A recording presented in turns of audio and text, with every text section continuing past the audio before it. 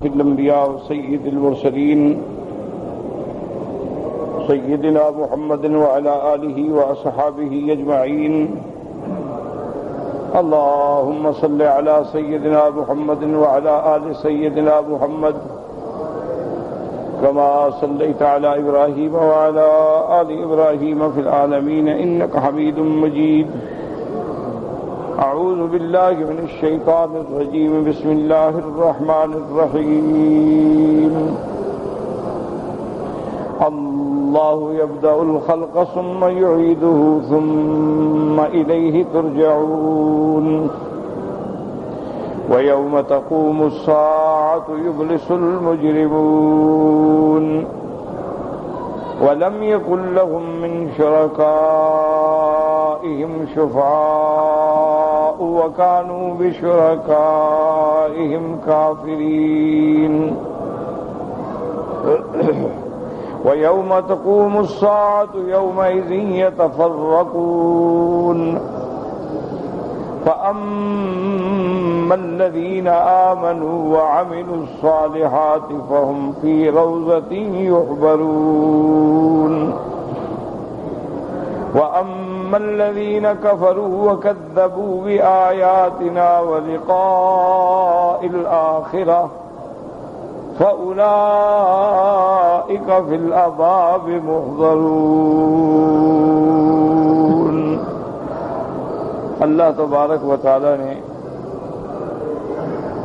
کلام مقدس کی ان آیات مبارکہ میں ارشاد فرمایا ہے کہ اللہ یبدأ الخلق ثم یعیدہ، وہی ذات ہے جس نے ابتداءً اس مخلوق کو پیدا کیا، وہی اسے دوبارہ لوٹائے۔ الحمدللہ آپ پہلے پڑھ چکے ہیں اور متعدد بار متعدد صورتوں میں یہ بات ذکر ہو چکی ہے کہ سب سے اہم مسائل جو ہیں، یعنی بنیادی مسائل جو ہیں وہ تین ہیں۔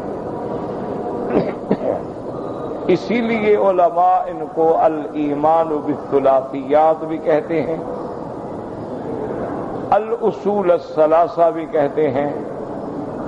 یہ بنیادی مسئلے ہیں جو سارے قرآن میں اول سے لے کر آخر تک میرے اللہ نے ذکر فرمائے۔ سب سے پہلا مسئلہ جو ہے وہ تو توحید، کہ اللہ کی وحدانیت، اللہ کی الوہیت، اللہ کی ربوبیت، اللہ کے اسماء و صفات، اللہ تبارک و تعالیٰ کی کمال قدرت، کمال علم، ان سارے چیزوں کا بڑا مفصل بیان۔ اور یہ اصول ہے کہ جہاں اللہ کی توحید کا اثبات ہوگا تو وہاں شرک کا رد خود بخود ہو جائے گا، تو مشرکین کا بھی رد ہے۔ اور دوسرا مسئلہ جو سب سے اہم ہے وہ ہے نبوت و رسالت، یعنی پہلا مسئلہ توحید، اسی کو مسئلہ الوہیت بھی کہتے ہیں، الہیات بھی کہتے ہیں، اسی کو مسئلہ توحید بھی کہتے ہیں۔ تو سب سے پہلا مسئلہ توحید اور رد علی المشرکین۔ اور دوسرا مسئلہ کیا ہے؟ اس بات نبوت و رسالت، کہ اللہ نے جتنے پیغمبر بھیجے، جتنے نبی بھیجے، رسول بھیجے، ان سب پر ایمان لانا، کہ اللہ نے حضرت آدم سے لے کر سیدنا محمد مصطفیٰ صلی اللہ علیہ وسلم تک جتنے پیغمبر بھیجے ہیں سب برحق،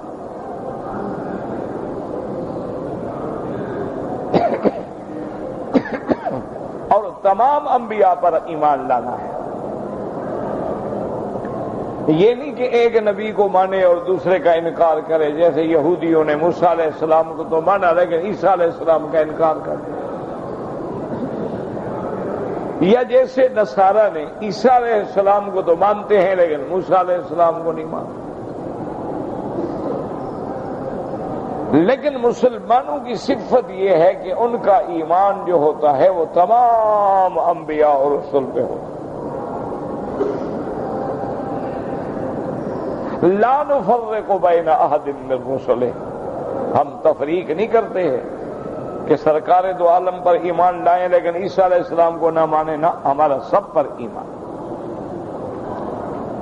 لیکن یہ ہر دور میں اصول رہا ہے کہ جنہوں نے نوح علیہ السلام کا کلمہ پڑھا ہے لازماً وہ نوح علیہ السلام کی شریعت پہ عمل کریں گے، جنہوں نے موسیٰ علیہ السلام کا کلمہ پڑھا ہے وہ موسیٰ علیہ السلام کی شریعت پہ عمل کریں گے، جنہوں نے عیسیٰ علیہ السلام کا کلمہ پڑھا ہے وہ عیسیٰ علیہ السلام کی شریعت پہ عمل کریں گے۔ اور ہمارے مقدر میں اللہ کی رحمت سے امام الانبیاء والمرسلین سیدنا محمد مصطفیٰ صلی اللہ علیہ وسلم نصیب ہوئے تو ہم حضور کا کلمہ پڑھیں گے۔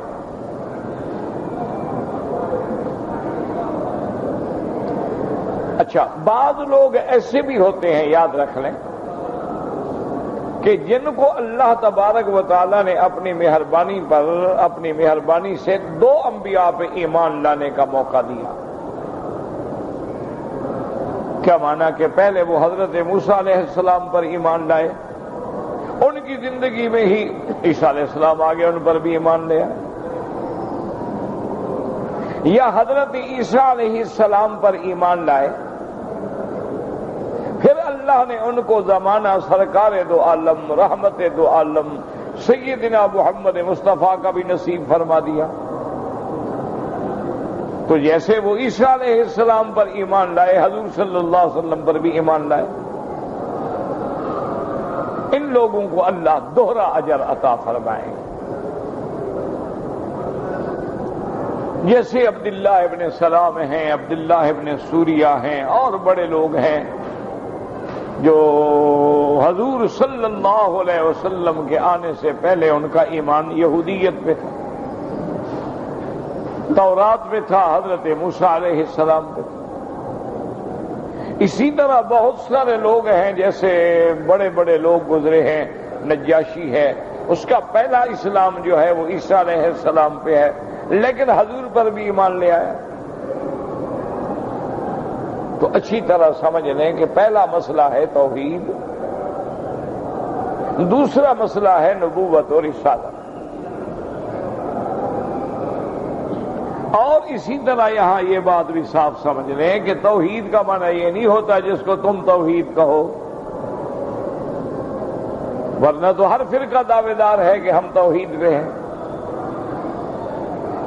توحید کی بھی وہی تعریف ہوگی جو اللہ کے قرآن میں ہے اور حضور صلی اللہ علیہ وسلم کی زبان پہ۔ اسی طرح انبیاء اور رسولوں کا ماننا ہے۔ اب ایک آدمی حضور صلی اللہ علیہ وسلم پر کلمہ بھی پڑھتا ہے، ایمان بھی لاتا ہے، لیکن حضور صلی اللہ علیہ وسلم کی بشریت کا انکار کرتا ہے تو مانا ایمان نہیں لایا۔ اسی طرح ایک آدمی حضور صلی اللہ علیہ وسلم کی نبوت کا بھی قائل ہے، رسالت کا بھی قائل ہے، بشریت کا بھی قائل ہے، لیکن آپ کو خاتم النبیین نہیں مانتا، تعویلیں کرتا ہے، نئے نبی بناتا ہے، تو وہ بھی مسلمان نہیں۔ اچھی طرح دماغوں میں رکھ لیں، ذہنوں میں رکھ لیں کہ توحید کے بارے میں بھی ہماری تقریر اثر نہیں کرے گی جب تک ہم قرآن کی دلیل نہ لائیں۔ توحید کا معنی یہ نہیں ہوتا ہے کہ آدمی اپنے عقیدے کے، آج کل ہندو کو پوچھو تو وہ بھی کہتا ہے ہم تو موحد ہیں، ہم تو خدا کو مانتے ہیں، ہم بس تم خدا کہتے ہو، اللہ کہتے ہو، ہم بھگوان کہتے ہیں۔ یہودیوں سے پوچھو، وہ کہتے ہیں بھی ہم تو بالکل توحید کے قائل ہیں، ہمارا خدا پہ ایمان ہے۔ نصرانیوں سے معلوم کرے، وہ کہتے ہیں کمال ہے، ہمارا تو اللہ پر ایمان ہے، ہمارے تو آپ جتنی کرنسیاں ہیں، جتنے ہمارے نوٹ ہیں، ان پر دیکھ لیں کہ اس پر بھی ہم نے لکھا ہے کہ خدا کی حفاظت سے، تو ہمارا تو خدا پہ ایمان ہے۔ لیکن ان کا یہ دعویٰ غلط ہے، کیونکہ وہ اس طرح ایمان نہیں لے آئے جس طرح اللہ نے قرآن میں بیان فرمایا ہے۔ کیا معنی؟ آسان بات میں سمجھا لوں۔ اللہ نے قرآن میں فرمایا ہے کہ وہ ایک ہے، اللہ نے قرآن میں فرمایا ہے کہ وہ بے نیاز ہے، اسے کسی کی غرض نہیں۔ اللہ نے قرآن میں فرمایا ہے کہ وہ کسی سے پیدا نہیں کیا گیا اور نہ اس نے کسی کو جینا ہے۔ کیا معنی؟ یعنی وہ والدین سے بھی پاک ہے، اولاد سے بھی پاک۔ یہ اللہ کا قرآن توحید بیان کرتا ہے کہ قل هو اللہ احد۔ اب اگر کوئی آدمی یہ عقیدہ رکھے کہ خدا پر تو ہمارا ایمان ہے لیکن عیسیٰ علیہ السلام خدا کا بیٹا ہے، تو مانا ہے کہ قرآن تو کہتے لم یلد ولم یولد، تو بیٹا کہاں سے آ گیا؟ اسی طرح اگر کوئی کہے کہ میرا اللہ پر ایمان ہے لیکن عزیر خدا کا بیٹا ہے، تو ہم کہیں گے جھوٹ کہتے ہو، تم موحد نہیں ہو، مشرک، کیونکہ قرآن کہتے ہیں لم یلد ولم یولد، اس کا کوئی بیٹا نہیں، وہ اولاد سے پاک ہے۔ تو اس لیے ہمیشہ دماغوں میں رکھ لیں، ورنہ تو قریش مکہ بھی خدا کو مانتے تھے اور اللہ تبارک و تعالیٰ کے بارے میں ان کا عقیدہ تھا کہ خالق بھی ہے، رازق بھی ہے، مالک بھی ہے، لیکن اس کے ساتھ انہوں نے 360 بت بھی رکھے ہوئے تھے۔ تو ہم کہیں گے جھوٹ بولتے ہو، تم موحد نہیں ہو۔ اسی طرح اگر ایک آدمی کہے کہ جی میرا اللہ کے نبی پر بالکل ایمان ہے، حضور افضل ہیں، اکمل ہیں، اجمل ہیں، حضور سید الاولین ہیں والآخرین ہیں، امام الانبیاء والمرسلین ہیں، لیکن آپ کا معنی خاتم النبیین کا معنی یہ نہیں کہ آپ کے بعد نبی نہیں ہوگا،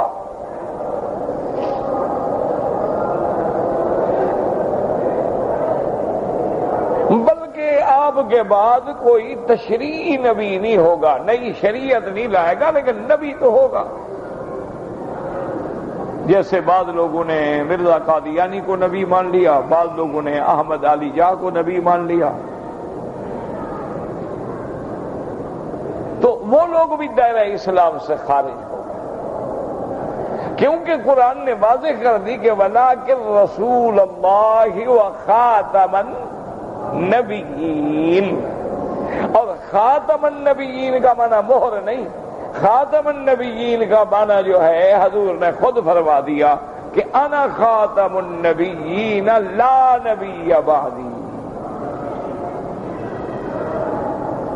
کہ میں خاتم النبیین ہوں، اور خاتم النبیین کا کیا معنی کہ میرے بعد کوئی نبی نہیں۔ اسی طرح صلی اللہ علیہ وسلم نے فرما دیا، مثال دی محسوس مبصر جو ہر بندے کو نظر آئے، فرمایا کہ دیکھو نبوت کی عمارت ہے، اس میں ایک اینٹ کی جگہ باقی تھی، جو لوگ دیکھتے کہتے بھی عمارت تو بڑی شاندار ہے لیکن کمال ہے، یہاں ایک اینٹ کی جگہ خالی ہے۔ اللہ نے مجھے بھیج کے آخری اینٹ بھی مکمل کر دی، اب عمارت مکمل ہو گئی، اب کوئی اور اینٹ نہیں لگ سکتی۔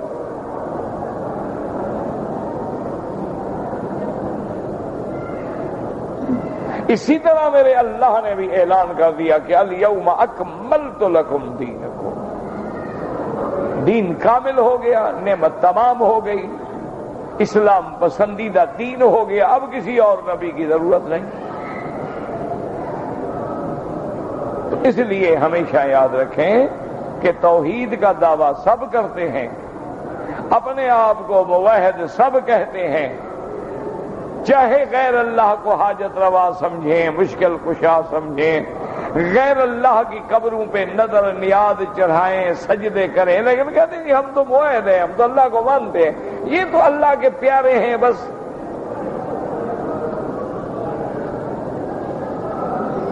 یہ اللہ کے محبوب بندے ہیں تو ہم ان کا احترام کر رہے ہیں، ہم ان کا عظمت کر رہے ہیں، یہ معنی تھوڑا ہے کہ ہم ان کو اللہ کا شریک کر رہے ہیں۔ اس لیے ہمیشہ یاد رکھیں کہ توحید کی تعریف وہی ہوگی جو قرآن میں ہے، توحید کی تعریف وہی ہوگی جو حضور صلی اللہ علیہ وسلم نے فرمایا۔ دیکھو نا، کہتے ہیں جی ہم تو ان کی تعظیم کرتے ہیں. حضور کے سامنے ایک آدمی نے صرف ایسے بات ہوئی تو اس نے اتنا لفظ کہا کہ ما شاء اللہ و شئت،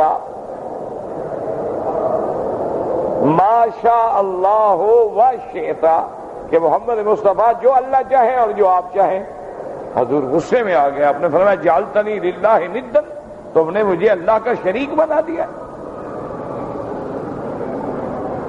حالانکہ وہ تو محبت میں کہہ رہا ہے نا بیچارہ، تعظیم کر رہا ہے کہ اللہ چاہے اور آپ چاہیں. لیکن حضور نے فرمایا خبردار جعلتنی للہ ندا، تم نے مجھے اللہ کا شریک بنا دیا ہے.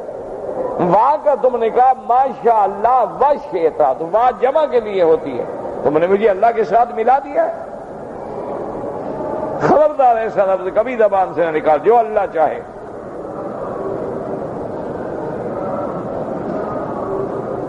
تو اب اگر کوئی کہے کہ جی ہم تو ان کی تعظیم کر رہے ہیں، ان کی عظمت کر رہے ہیں، یہ اللہ کے پیارے ہیں، محبوب ہیں، اولیاء ہیں، اللہ کے دوست ہیں، لیکن ہم تو خدا کو مانتے ہیں، تو جب اللہ نے منع فرما دیا ہے کہ میرے سوا کسی کو سجدہ نہ کرو، تو پھر تعظیم کا کیا مطلب؟ اگر حضور اللہ کے سوا کسی کے سجدے کی اجازت دیتے تو آپ نے فرمایا میں بیوی کو حکم دیتا کہ خامند کو سجدہ کرے. اگر اللہ کے سوا کسی باعظمت شخصیت اور ذات کا سجدہ ہوتا، سب سے پہلے صحابہ حضور کو سجدہ کرتے. اگر اللہ کے سوا کسی کے روضہ مبارک پہ، قبر مبارک پہ سجدہ جائز ہوتا تو سب سے پہلے صحابہ حضور کی قبر مبارک پہ سجدہ کرتے.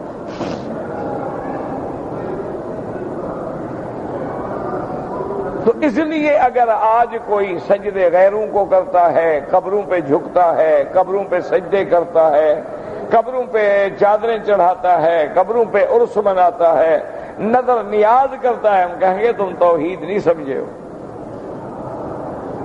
اللہ کے نبی نے تو دعا کی تھی کہ اللہم لا تجعل قبری وثنا یعبد، اللہ میری قبر کو عبادت گاہ نہ بنا دینا.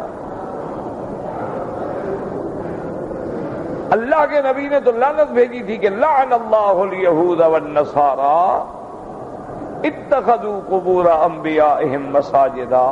اللہ یہود و نصارہ پہ لعنت کرے، انہوں نے انبیاء کی قبروں کو سجدہ گاہ بنا لیا. اس لیے ہمیشہ یاد رکھیں کہ توحید وہی معتبر ہے جس کا بیان قرآن میں ہے، توحید وہی معتبر ہے جس کا بیان محمد پاک کی زبان پہ ہے، نبوت کی تعریف وہی معتبر ہے جو قرآن کہتا ہے. قرآن نے واضح کر دیا ہے کہ نبی کی صفت کیا ہوگی، شاہدن و مبشرن و نذیرن و داعیا الی اللہ باذنہ و سراجا منیرا. تو اب یہ دو مسئلوں کے بعد تیسرا مسئلہ جو مسئلہ مہمہ ہے، اصولی مسائل میں ہے، اساسی مسائل میں ہے، وہ ہے اس بات معاد. کیا مانا کہ ہم سب نے مرنا ہے، قیامت قائم ہوگی، مرنے کے بعد ہمیں دوبارہ اٹھایا جائے گا، پھر میدان حشر میں ہوں گے، پھر نامہ اعمال ملیں گے، حساب کتاب ہوگا، سزا جزا ہوگی. ایمان والوں کو اللہ جنت عطا فرمائیں گے، کافروں کو جہنم ملے گی. گناہگار جو ہیں وہ اللہ کی رحمت پہ ہیں، اللہ چاہے تو عذاب دے، چاہے تو عذاب کے بغیر معاف کر دے.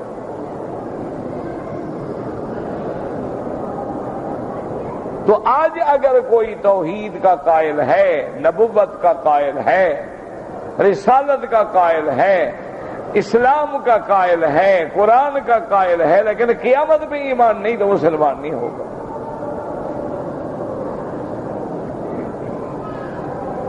اور ایک بات اور بھی یاد رکھ لیں، چونکہ یہ بڑے ضروری مسائل ہیں، اللہ کرے ہمارے دماغوں میں اللہ بٹھا دیں،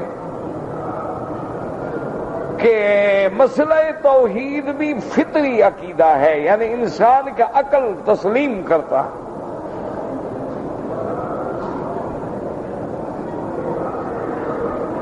یعنی مسئلہ توحید جو ہے بالکل فطری عقیدہ ہے.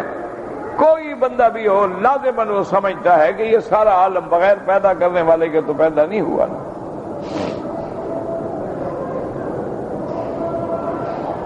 اچھا، مسئلہ نبوت بھی اتنا مشکل نہیں ہے کیونکہ اللہ نے 1,24,000 پیغمبر بھیجے ہیں.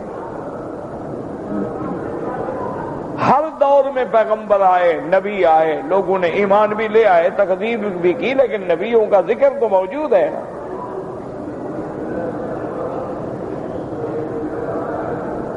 اسی لیے قرآن پاک جب بھی ذکر کرتا ہے تو حوالہ دیتا ہے کہ انا اوحینا الیک کما اوحینا الی نوح.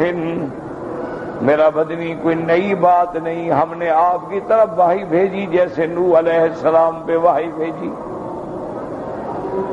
تو نبوت کا مسئلہ بھی سمجھ آ سکتا ہے، یعنی آدمی تھوڑی سی کوشش کرے. اب دیکھیں نا، ورقہ ابن نوفل کے پاس جب بی بی خدیجہ آئی، حضور تشریف لائے، سرکار دو عالم نے واقعہ سنایا. میں غار میں بیٹھا تھا، ایسے ایک فرشتہ آیا، اس نے مجھے کہا اقرا. تو ورقہ نے جب پڑھا تو اس نے کہا کہ ہاں تم سچ کہتے ہو، یہ وہی فرشتہ ہے جو موسیٰ علیہ السلام پہ آتا تھا، تم اللہ کے نبی ہو. فوراً مان لیا. اچھا، ورقہ ابن نوفل تو چلو پڑھا لکھا آدمی تھا اور اہل کتاب میں سے تھا، دین عیسیٰ علیہ السلام پہ تھا اور اس دور میں منع ہوا عالم تھا. لیکن دیکھیں انسان بھی بڑی چیز ہے، جن ہے جن، اس میں تو کوئی شک نہیں نا کہ جن جو ہے وہ انسان سے کم درجہ ہے. لیکن انہوں نے جب قرآن سنا، انہوں نے جب اللہ کے نبی سے قرآن پاک سنا، اسلام لائے، تو جن ہیں لیکن کہتے ہیں قالوا یا قومنا انا سمعنا کتابا انزل من بعد موسیٰ. فوراً کہ اے ہماری قوم، ہم نے آج ایسی کتاب سنی ہے، انزل من بعد موسیٰ مصدقا لما بین یدیہ یہدی الی الحق والی طریق مستقیم. کہ وہ ایسی کتاب ہے جو حق کا راستہ دکھاتی ہے، پہلی کتابوں اور انبیاء کی تصدیق کرنے والی ہے، صراط مستقیم کی ہدایت کرتی ہے. جن ہے سنا اور فوراً دماغ میں آ گیا کہ ہاں بھائی یہ اللہ کا کلام ہے. جیسے موسیٰ علیہ السلام پہ اللہ نے تورات بھیجی ہے، یہ بھی اللہ کا کلام ہے. اسی طرح بھی ہی یاد رکھو کہ دار الندوہ میں، یہ دار الندوہ یہی تھا باب الفتح اور اسی ایریے میں ایک کمرہ بنا ہوا تھا جس میں قریش کے بڑے بڑے سردار بیٹھتے تھے اور میٹنگ کرتے تھے، باتیں کرتے تھے. تو ایک دن وہاں سارے سردار ہیں، عتبہ، عتیبہ، شیبہ، ربیعہ، ابی جہل وغیرہ، ابی لہب، سارے اکٹھے ہیں. انہوں نے کہا کہ بھائی مسئلہ ہمیں حل نہیں ہو رہا، کوئی ہمیں فیصلہ تو کرنا چاہیے نا. آخر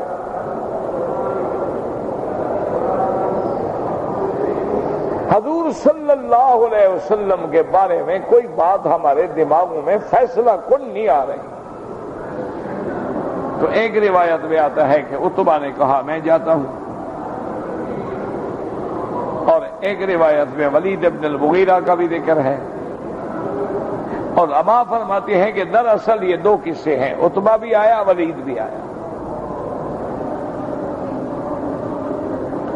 عتبہ ابن ربیعہ نے کہا کہ یا رؤساء قریش، قریش کے سردارو، تم جانتے ہو کہ انا اعلم بالشعر والسحر والکہانۃ، کہ میں شعر کو بھی جانتا ہوں، سحر بھی جانتا ہوں، کہانہ کو بھی سمجھتا ہوں. مجھے اجازت دو میں جا کے حضور سے بات کرتا ہوں اور پھر واپس آ کے تم لوگوں کو بتاتا ہوں کہ حقیقت کیا ہے. عتبہ آیا، حضور حتیم میں بیٹھے تھے، حضور صلی اللہ علیہ وسلم رحمت دو عالم حتیم میں تھے۔ عتبہ آیا، سلام کیا اور کہا کہ یا محمد صلی اللہ علیہ وسلم میں آپ سے کچھ باتیں کہنا چاہتا ہوں۔ حضور نے فرمایا ٹھیک ہے، میں تو چاہتا ہوں کوئی بات کرے۔ حضور نے کہا یا رسول اللہ مجھے یہ بتائیں، هل انت خیر ام قصی بن کلاب، هل انت خیر ام ہاشم، هل انت خیر ام عبد المطلب؟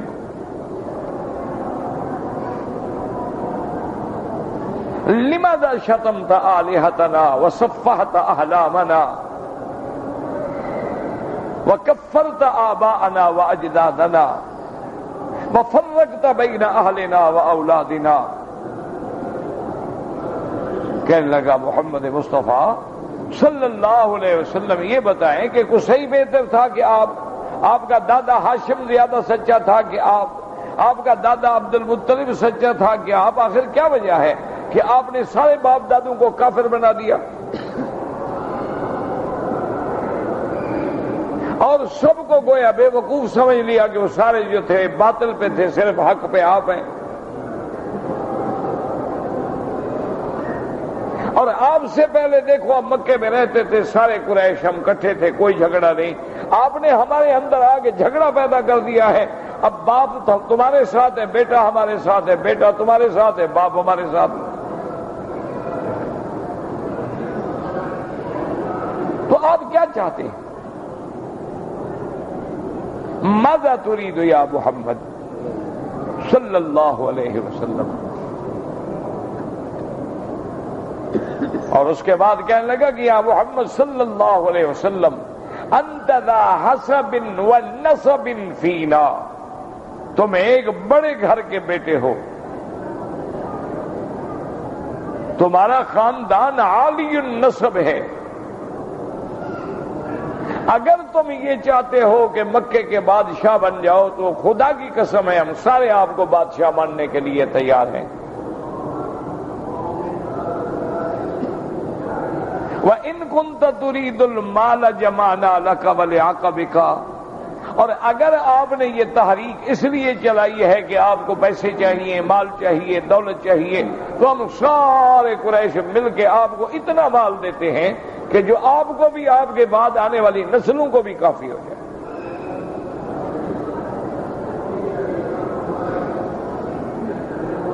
وَإِن كُنْتَ تُرِيدُ الْبَاءَةَ، اور اگر آپ نوجوان ہیں اور آپ کو اللہ نے صحت قوت دی ہے، آپ شادی کے خواہش مند ہیں، نُزَوِّجُكَ 10 بنات من قریش، ایک نہیں ہم قریش 10 لڑکیاں آپ کو پیش کرتے ہیں، تم سردار ہو ہمارے۔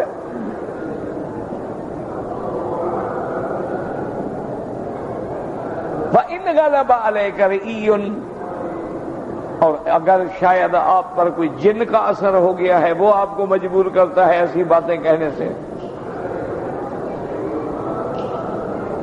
تو نجتمع ونعالجک، ہم سارے قریش اکٹھے ہوتے ہیں اور بڑے سے بڑے ماہر علاج کو لاتے ہیں اور آپ کا علاج کرواتے ہیں۔ حضور سنتے رہے، رحمت دو عالم صلی اللہ علیہ وسلم۔ مسلمانوں، اللہ کے دین کے لیے بہت کچھ سننا پڑتا ہے۔ یہی تو بات ہے نا کہ جب سے ہمارے اندر قوت برداشت نہ رہی، ایک دوسرے کی بات سننے کی طاقت نہ رہی، فتنے پیدا ہو۔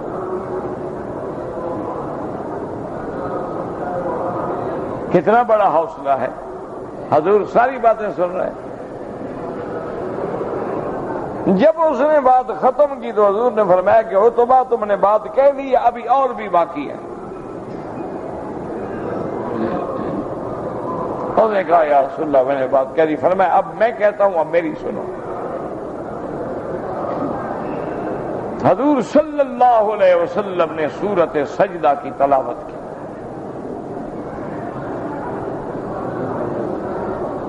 اور جب حضور اس آیت میں پہنچے فَإِنْ أَعْرَضُوا فَقُلْ أَنذَرْتُكُمْ صَاعِقَةً مِثْلَ صَاعِقَةِ عَادٍ وَثَمُودَ، جب حضور اس آیت میں پہنچے کہ میرا محبوب اگر یہ پھر بھی ایمان نہ لائے، اتنے دلائل کے بعد، آیات بینات کے بعد اگر یہ مسلمان نہ ہو تو آپ ان کو کہہ دیں کہ میں تم کو ڈراتا ہوں اس بجلی سے جیسے قوم عاد و قوم سمود پہ اللہ نے عذاب بھیجا ہے، میں تمہیں ڈراتا ہوں اس عذاب سے تم ڈرو اور اللہ کے عذاب سے بچو۔ روایات میں موجود ہے فَبَصَبَ عُتْبَةُ، تو اس عتبہ جو تھا ایسے چلا جمپ کر کے کھڑا ہوا، فَجَعَلَ يَدَهُ عَلَى فِي رَسُولِ اللَّهِ صلی اللہ علیہ وسلم، اور حضور کے منہ مبارک پہ ہاتھ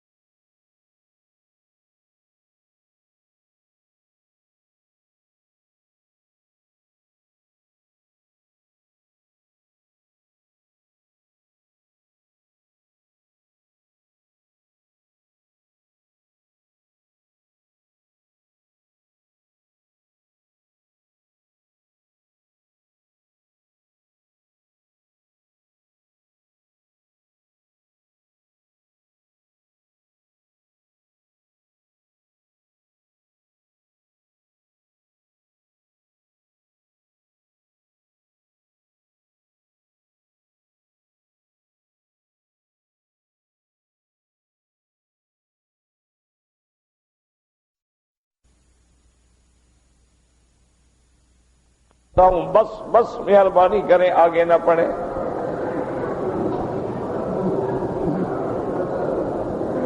کیوں کہ جب حضور نے اللہ کا قرآن پڑھا تو عتبہ نے سمجھا کہ شاید ابھی اللہ کا عذاب آ جائے گا۔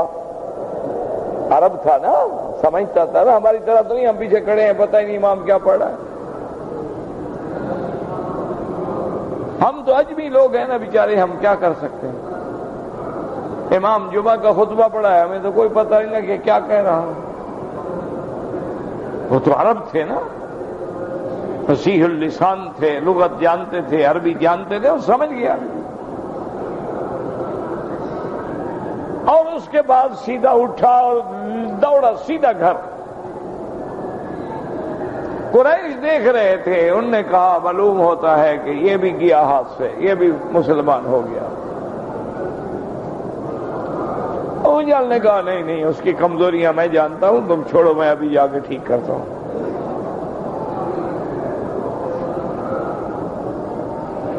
ابو جہل اس کے دروازے پہ آیا اور آ کے کہنے لگا اچھا بڑے تم سردار بنتے تھے، لقد سبوت یا عتبہ، معلوم ہوتا ہے تم بھی سابی ہو گئے۔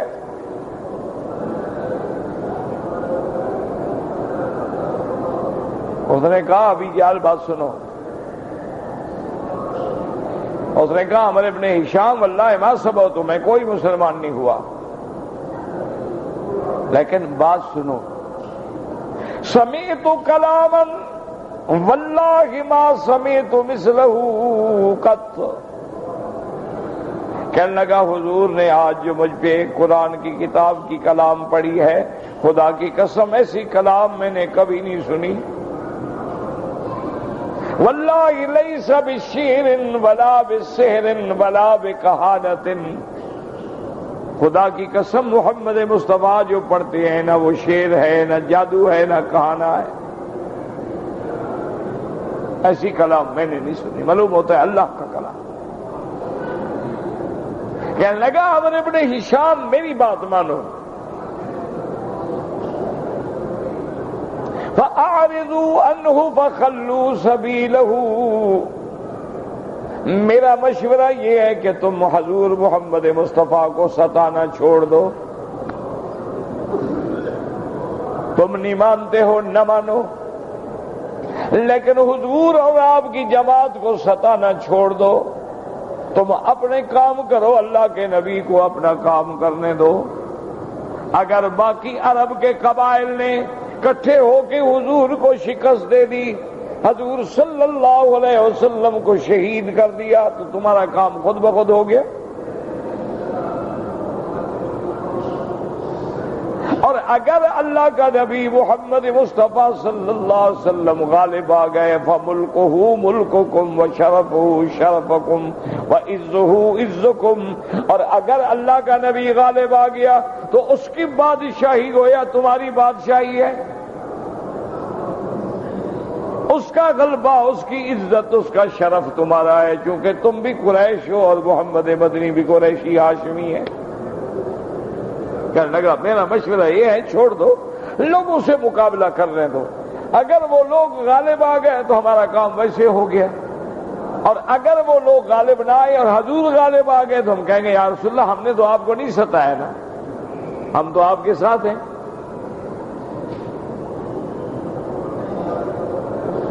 تو میرے کہنے کا مقصد یہ تھا کہ نبوت بھی سمجھ آ جاتی ہے اگر آدمی سمجھنا چاہے، کہ اللہ کے نبی سے پہلے کئی پیغمبر گزرے، رسول گزرے، انبیاء گزرے، کتابیں اتری، وحی آیا، کوئی نئی بات تو ہے نہیں. اسی لیے اللہ نے فرمایا تھا قُلْ مَا كُنْتُ بِدْعًا مِّنَ الرُّسُلِ، کہ میرے محبوب آپ اعلان کر دیں کوئی میں نئی بات تو نہیں، کوئی نیا رسول تو نہیں، مجھ سے پہلے بھی تو رسول گزرے ہیں. تو میرے کہنے کا مقصد یہ تھا اچھی طرح سمجھ میں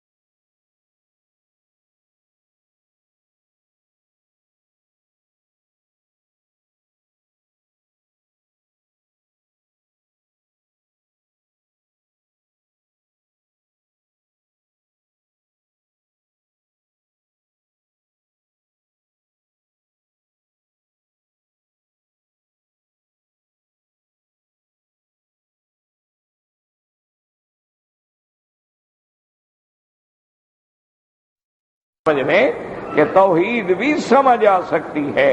توحید کا تقاضا جو ہے وہ فطرت انسانی سے ہے. کل مولود یولد علی الفطرت. اگر ایک بچے کو پیدا ہونے کے بعد آپ کسی پہاڑ کی غار میں اکیلا چھوڑ دیں، وہی اللہ اس کو جوان کر دے، تو وہ پہاڑ میں بیٹھا بیٹھا بھی خدا کو سمجھ لیتا ہے. دیکھو نا جی، یہ اینک ہے، ایک چھوٹی سی چیز ہے، یہ ایسے تو نہیں بن گئی کہ بس ہم نے آنکھ کھولی تھی یہاں پڑی تھی. آخر کسی بنانے والے نے بنائی ہے نا. تو اگر ایک چھوٹی سی چیز، ایک چھوٹا سا رومال ہے، ٹیشو ہے، جس کو استعمال کر کے پھینک دیتے ہو، یہ کسی بنانے والے نے بنایا ہے نا، کہ خود بخود تو نہیں بن گیا. تو اگر یہ چھوٹی چیزیں بھی بنانے والے کی محتاج ہے تو اتنا بڑا عالم جو ہے وہ کیسے بن گیا؟ اسی لیے حدیث میں آتا ہے کل مولود یولد علی الفطرہ. ہر بچہ جو پیدا ہوتا ہے وہ دین فطرت پہ پیدا ہوتا ہے. آگے ماں باپ یہودی ہوتے ہیں، بچہ بھی یہودی ہو گیا. ماں باپ نصرانی ہوتے ہیں، بچہ بھی نصرانی ہو گیا. باپ دیکھتے نہیں حال ماحول ہوتا ہے کہ اگر ماں باپ عالم ہیں تو بچہ بھی کوئی نہ کوئی کتاب لے گا. اگر ماں باپ اس کا جو ہے صنعت کار ہے تو بیٹے کا دماغ بھی ادھر جائے گا. ماں باپ اگر زراعت والا ہے تو بیٹے کی اولاد کا ذہن بھی ادھر جائے گا. ماں باپ نمازی ہے، اولاد بھی نمازی. دیکھا نہیں ماشاءاللہ چھوٹے چھوٹے بچے ہوتے ہیں ماں باپ کے ساتھ کھڑے ہاتھ باندھ کے رکوع کر رہے ہیں، ان کو کوئی پتہ نہیں رکوع کیا ہے، سجدہ کیا ہے، لیکن ماں باپ کو دیکھ کے وہی کر رہے ہیں جو ماں باپ کرتا ہے.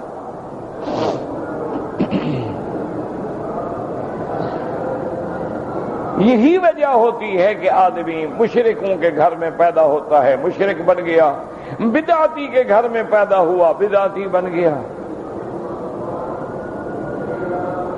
موحد کے گھر میں پیدا ہوا، ہر وقت توحید کی بات سنی، موحد بن گیا. تو عقیدہ توحید بھی سمجھ آ جاتا ہے، عقیدہ نبوت بھی سمجھ آ جاتا ہے، لیکن قیامت کا مسئلہ بڑا مشکل ہے. یہ سمجھنا جو ہے ما سوا اللہ کی رحمت کے سمجھ نہیں آ سکتا. کیوں؟ کسی نے قیامت دیکھی نہیں. اچھا، ہمارے جتنے آبا اجداد فوت ہو گئے کوئی واپس نہیں آیا. کسی نے آگے نہیں بتایا کہ جی قبر میں کیا ہوتا ہے، حشر میں کیا ہوتا ہے، آگے کیا ہوگا. اچھا، ویسے بھی عقل، جتنا عقل دوڑاؤ اتنا آدمی اور الجھتا جاتا ہے اور پریشان ہوتا جاتا ہے، مسئلہ نہیں حل ہوتا.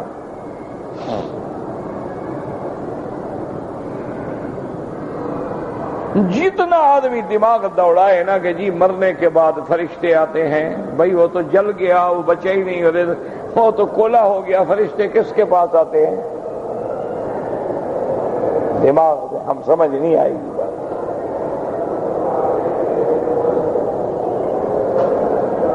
وہ آدمی ڈوب گیا، آدمی کریش ہو گیا، ہوائی جہاز کریش ہو گیا، ریدا ریدا ہو گیا، بم لگا، ٹکڑے ہو گیا. کہاں فرشتے کس کے پاس آتے ہیں؟ اچھا، کبھی 8-8 10-10 آدمی مر جاتے ہیں، جیسے آج کل اللہ کا عذاب ہے ہمارے گناہوں کی وجہ سے. کبھی ادھر دھماکہ ہے، کبھی ادھر دھماکہ ہے. انا للہ و انا الیہ راجعون. اللہ سے دعا کیا کرو اللہ عالم اسلام میں امن قائم فرما دے، اور بد امنی کی جو وجوہات ہیں ان کو بھی قدرت خود دور کرے اور ان کو سمجھنے کی توفیق دے.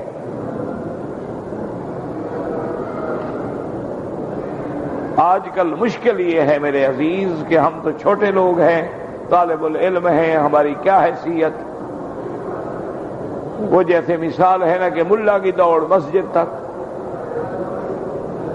ہم لوگوں کی کون سی بات ہے. لیکن ہمیشہ یاد رکھیں کہ پلیدی جو ہے، مثلا کپڑا پلید ہو گیا تو پیشاب سے پاک ہو جائے گا؟ کیا خیال ہے؟ آپ کا کپڑا پلید ہو گیا، آپ پاک کرنے کے لیے کھڑے ہو جائیں، پیشاب کریں گے جی دھو دوں، پاک ہو جائے. تو پلیدی سے پاک نہیں ہوتی. اسی طرح ظلم سے کبھی نہیں مٹتا. ایک واقعہ ہو گیا، آپ نے 10 بے گناہ پکڑ لیے، ان پہ ظلم ہوا، ان میں ایک اور آدمی پیدا ہو گیا پھر مارنے کے لیے.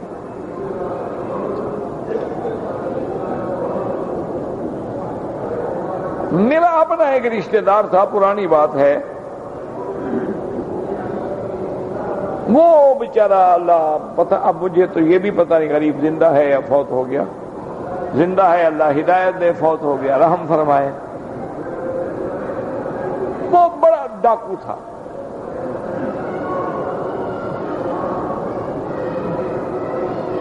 یہ تو ہماری قوم میں عام بات ہے نا، کوئی نئی بات تو نہیں ہوتی نا. ہم کوئی سید قریشی تو ہے نہیں نا بابا، ہم تو چھوٹی قوم بلوچ قوم کے لوگ ہیں. تو میں نے اس کو بلا کے نصیحت کی. میں نے کہا یار دیکھو، تم یہ کیوں ڈاکے مارتے ہو، چوری کرتے ہو، یہ کرتے ہو، وہ کرتے ہو. اس نے کہا مکی صاحب آپ میرے بزرگ بھی ہیں، رشتہ دار بھی ہیں، میں نے حقیقت میں ان چیزوں سے توبہ کر لی،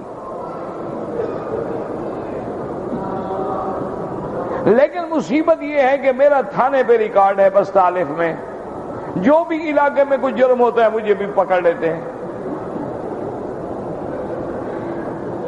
جو علاقے میں ڈکیٹی ہو مجھے بھی پکڑ لیتے ہیں، چوری ہو مجھے پکڑ لیتے ہیں، قتل ہو مجھے پکڑ لیتے ہیں. انہوں نے کہا جب پکڑنا ہے تو پھر وہی کام کرو.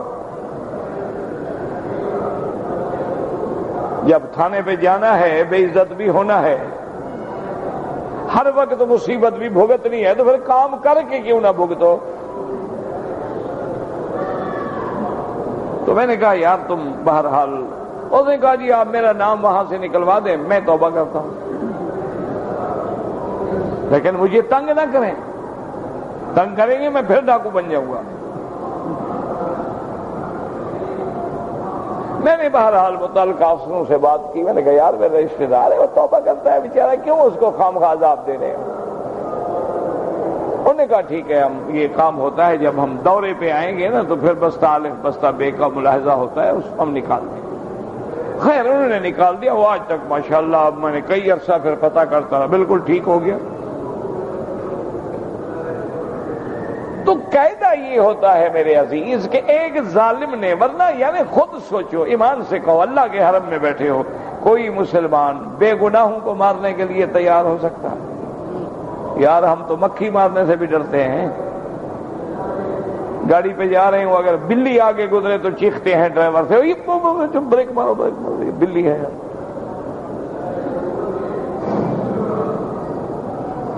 تو یہ کیسا مسلمان ہے کہ لوگ نماز پڑھ رہے ہیں وہ بم مار رہا ہے؟ یہ کیسا مسلمان ہے کہ لوگ جو ہیں مسافر ہیں ایئرپورٹ پہ آ رہے ہیں، پتہ نہیں کوئی کہاں سے کوئی کہاں سے، اور جناب دھماکے ہو. تو اس کا مطلب یہ ہے کہ اندر کی بات کو اصل ڈھونڈیں. ہم نے یہ اس کو کنٹرول کرنے کے لیے سختی کر دیتے ہیں، 1 سے 200 بندہ پکڑ لو، 400 بندہ پکڑ لو، 500 بندہ پکڑ لو، اور سارے بے گناہ الٹا لٹکا دو، مارو. یہ ان میں پھر کسی ایک کو آگ لگ جاتی ہے، کہتے ہیں الٹا تو لٹکنا ہے، چلو ہم بھی دکھاتے ہیں کیسے لٹکتے ہیں. پھر ایک اور پیدا ہو جاتا ہے. اصل وجوہات کو دور کرنا چاہیے، یاد رکھو، پھر جا کے مسائل جو ہیں حل ہوتے ہیں. لیکن آپ کے اور میرے بس میں تو دعا ہے، دعا کیا کریں کہ اللہ فلسطین میں بھی، عراق میں بھی، پاکستان میں بھی، اللہ ہر ملک میں.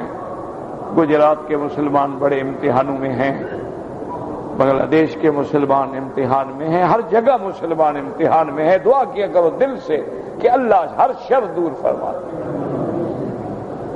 ہر جگہ خیر فرما، رحم فرما، رحم فرما، حضور کی امت پہ رحم فرما.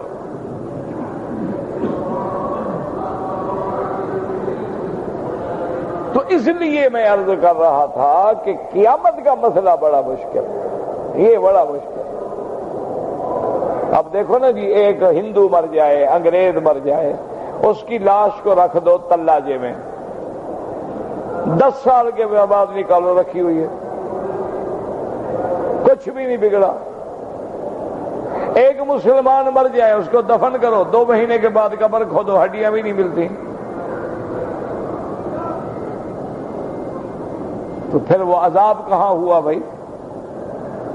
اس لیے یہ بات عقل میں نہیں آتی۔ مسئلہ قیامت تب سمجھ آتا ہے جب اللہ پہ ایمان ہو، سرکار دو عالم کی زبان پہ ایمان ہو، اور اللہ پاک اپنی رحمت سے ہمارے دل کے اندر نور ایمان کی شمع روشن فرما دے، پھر کوئی مسئلہ نہیں، پھر فوراً سمجھ آ سکتا ہے۔ تو ان آیات میں جو آج ہم نے پڑھی ہے یہی مسئلہ ہے کہ اللہ یبدأ الخلق ثم یعیدہ ثم الیہ ترجعون۔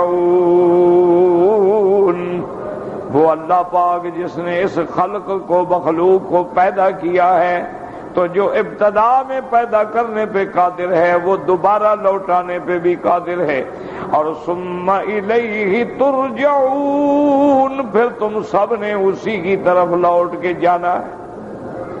وَيَوْمَ تَقُومُ السَّاعَةُ يُبْلِسُ الْمُجْرِمُونَ، اور جس دن قیامت ہوگی اس دن مشرک مجرم نا امید ہوں گے، بے آس ہو جائیں گے۔ وَلَمْ يَكُنْ لَهُم مِّن شُرَكَائِهِمْ شُفَعَاءُ وَكَانُوا بِشُرَكَائِهِمْ كَافِرِينَ۔ اللہ فرماتا ہے مجرم مشرک ایسے مایوس ہوں گے، اور اس دن ان کے کوئی شریک شفاع سفارشی بھی کام نہیں آئیں گے، جن کو انہوں نے میرا شریک بنایا تھا وہ بھی نہیں، کوئی چھڑانے والا نہیں، کوئی سفارش کرنے والا نہیں، بلکہ وہ اپنے شرک کرنے والوں کا بھی انکار کریں گے۔ وَيَوْمَ تَقُومُ السَّاعَةُ يَوْمَئِذٍ يَتَفَرَّقُونَ، اور جس دن قیامت ہوگی اس دن لوگ ٹکڑے ٹکڑے ہوں گے، قسم قسم ہوں گے، علیحدہ علیحدہ ہوں گے۔ کیا معنی؟ فَأَمَّا الَّذِينَ آمَنُوا وَعَمِلُوا الصَّالِحَاتِ فَهُمْ فِي رَوْضَةٍ يُحْبَرُونَ، جو لوگ ایمان لائے اور اچھے عمل کیے وہ باغوں میں ہوں گے خوشیاں مناتے ہوئے۔ یحبرون منا مسرورون، خوشی منانے والے۔ اب اللہ نے اجمال سے ذکر کر دیا یحبرون، کیا کیا چیزیں ہوں گی جس سے ان کو خوشی ملے گی، تفصیل کا پتہ نہیں، اس لیے قرآن کہتا ہے فلا تعلم نفس ما اخفی لهم من قرۃ اعین۔ اللہ فرماتے کوئی نہیں جانتا میں نے اپنے بندوں کی آنکھوں کی ٹھنڈک کے لیے جو جنت میں نعمتیں رکھی ہیں۔ وَأَمَّا الَّذِينَ كَفَرُوا وَكَذَّبُوا بِآيَاتِنَا وَلِقَاءِ الْآخِرَةِ فَأُولَٰئِكَ فِي الْعَذَابِ مُحْضَرُونَ، اور جن لوگوں نے کفر کیا، شرک کیا، اللہ کی آیات کی تکذیب کی اور قیامت کا انکار کیا، اللہ فرماتا ہے اس دن پھر وہ عذاب میں پڑے ہوں گے، اب چھڑانے والا بھی کوئی نہیں ہوگا۔ تو یتفرقون، مومن علیحدہ ہوں گے، کافر علیحدہ ہوں گے، اصحاب الیمین علیحدہ ہوں گے، اصحاب الشمال علیحدہ ہوں گے، اصحاب المیمنہ علیحدہ ہوں گے، اصحاب المشأمہ علیحدہ ہوں گے۔ اللہم اجعلنا من اصحاب الیمین، اللہم ارزقنا الجنۃ بغیر حساب، اللہم استر عوراتنا، آمن روآتنا، خفف لوآتنا، اللہم اکفنا شر اعدائنا بما شئت۔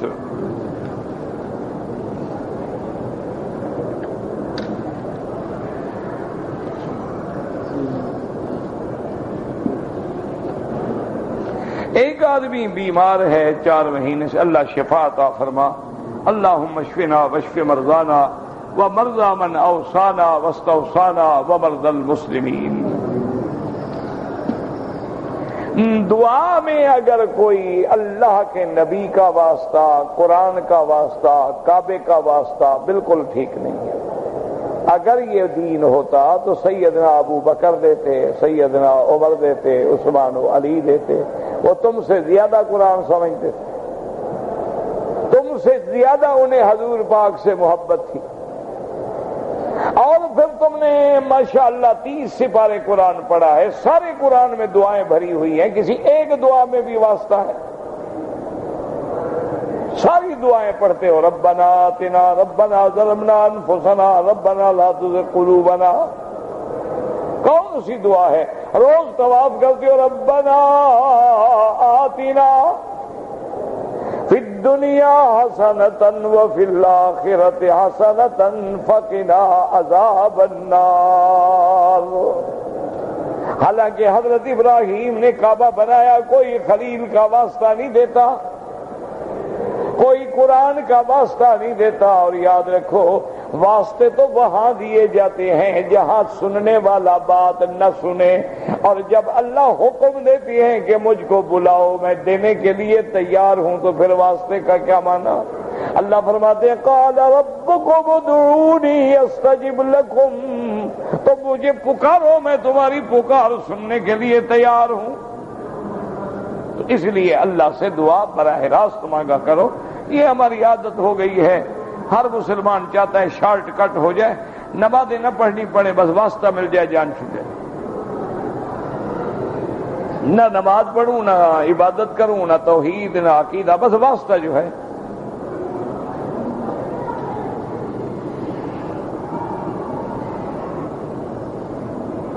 اسی طرح عرش کا واسطہ، کرسی کا واسطہ، یعنی اللہ بغیر واسطے کے نہیں سنتا۔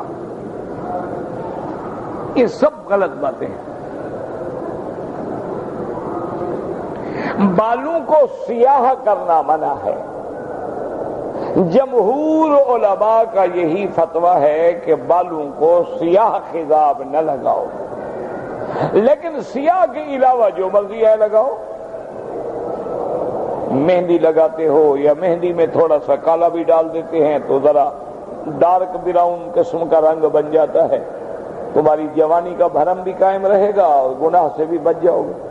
تم نے تو جوانی دکھانی ہے نا لوگوں کو، تو جوانی جو ہے وہ ڈارک براؤن سے بالکل ٹھیک ٹھاک نظر آئے گی، بلکہ کالا لگانے سے آدمی الٹا عجیب بے وقوف لگتا ہے۔ 16 سال کی عمر میں بھی بال اتنے کالے نہیں ہوتے، 60 سال والا جو کالے کر کے پھرے معلوم ہوتا ہے کہ اس نے کوئی کالا رنگ اٹھا کے سر پہ تھوپا ہوا ہے، وہ اور برا لگتا ہے۔ سچی بات یہ کہ غور کر کے دیکھو نا، بالکل ایسے معلوم ہوتا ہے جیسے کالا اٹھا کے مل لی ہو ایسے۔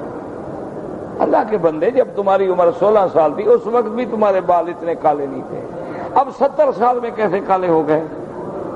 تو وہ رنگ لگاؤ جو میچ کرے تمہارے چہرے سے، تمہاری جلد سے، تمہارے منہ سے، تمہارے شکل سے، تمہاری حیت سے۔ اس کے لیے بڑے بڑے ماہرین ہوتے ہیں، ان سے جا کے رجوع کرو کہ مجھے کون سا رنگ سوٹ کرے گا، کون سا میچ کرے گا۔ اگر شوق ہے تو پھر شوق پر خرچ کرو، ایسے تھوڑا ہوتا ہے کہ شوق بس مولویوں سے پوچھ کے پورا کیا کرو۔ اس کے لیے باقاعدہ ڈاکٹر ہیں، ماہرین ہیں، ان سے جا کے باقاعدہ اپنا وہ آپ کا جلد دیکھیں گے، پھر وہ سارے رنگ نکالیں گے، پھر وہ آپ کے ساتھ میچنگ کریں گے، پھر آپ کو بتائیں گے اگر آپ نے جوان بننا ہے طریقے سے بنو، ایسے نہیں بنتے جوان۔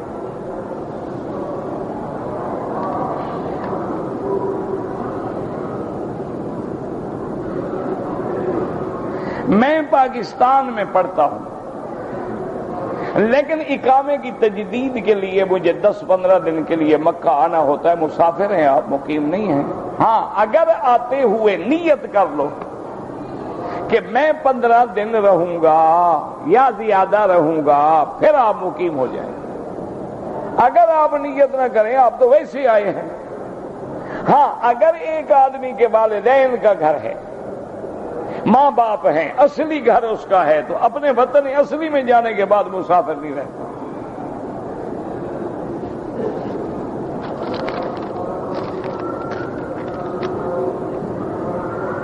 اذان سے پہلے صلاۃ و سلام پڑھنا جو ہے وہ بدعت ہے۔ حضور فرماتے ہیں بعد میں پڑھو، بدعت ہی کہتا ہے پہلے پڑھو۔ اب بتاؤ کس کی مانے؟ تمہاری مرضی، جس کی کہو۔ اب کہو تو مولوی کی مان لیتے ہیں، کہو نبی کی مان لیتے ہیں۔